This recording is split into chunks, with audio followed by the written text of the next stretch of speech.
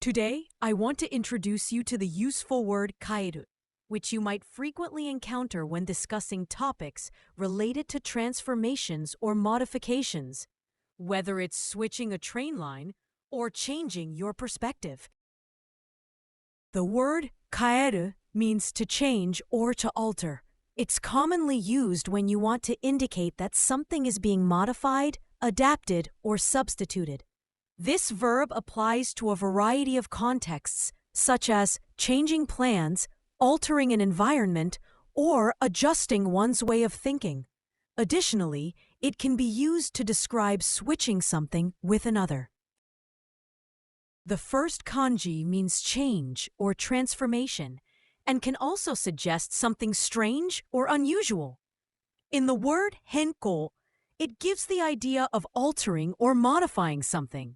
In the word henka, it expresses a change or transformation in state. He changed his way of thinking.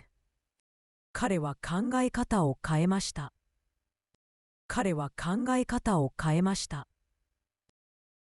He changes his plan. 彼は計画を変える。彼は計画を変える。I change my opinion. 私は意見を変える。私は意見を変える。I will change houses. 私は家を変える。私は家を変える。